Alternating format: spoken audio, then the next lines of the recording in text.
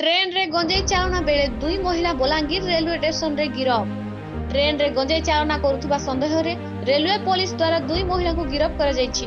गिरफ होइथुवा महिला माने जशोदा देवी झारखंड और शांति देवी उत्तर प्रदेश बोली परिचय मिलिछि।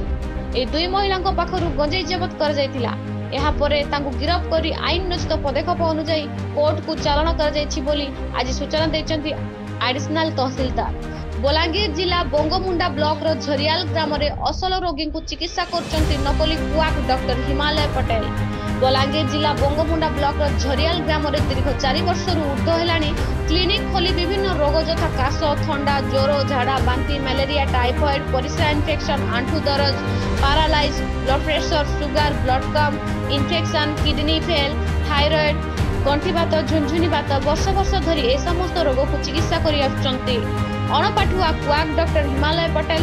एही डॉक्टर पटेल को ठारू सरल स्थानीय रोगी माने चिकित्सा होई मृत्युवरण करिथिबा कथा सामना बुढ़ामाहाल महिला सरपंच नायब सरपंचक द्वारा निर्यातित अभियोग।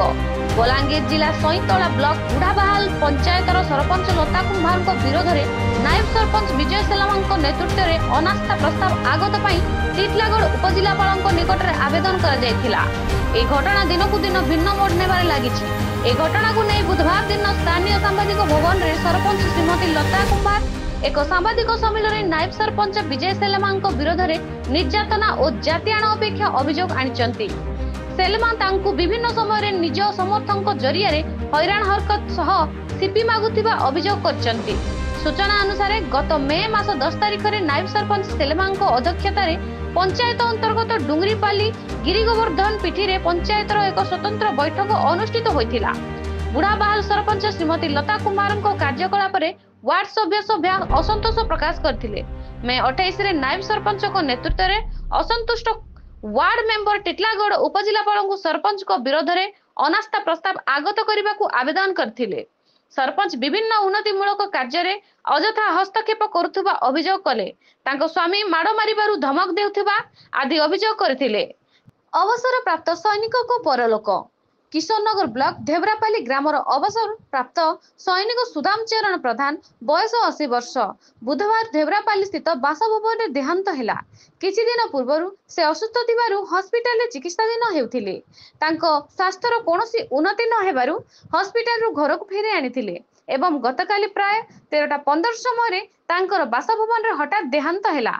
सुदाम चरण प्रधान सेना रे 1968 मसीह जोग देथिले एवं दीर्घ 22 वर्ष देश सेवा करी सेनारु 1990 मसीह अवसर नेइथिले।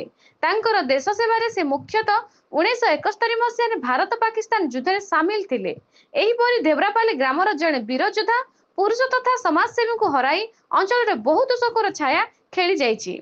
खबर पाई अंचल थिबा पंचधारा भेटरानसन एसोसिएशन बइनार अवसर सैनिक माने जोग देथिले एवं तांकर पार्थिव शरीर को राष्ट्रीय सम्मान सहित शेष श्रद्धांजलि अर्पण करा जायतिला। एथिरे पंचधारा भेटरानसन एसोसिएशन रो सभापति, संपादक, सह संपादक, अवसर प्राप्त सैनिक एवं तांकर पुओ झियो परिवार तथा बहु संख्यार अंचल लोक माने उपस्थित थिले।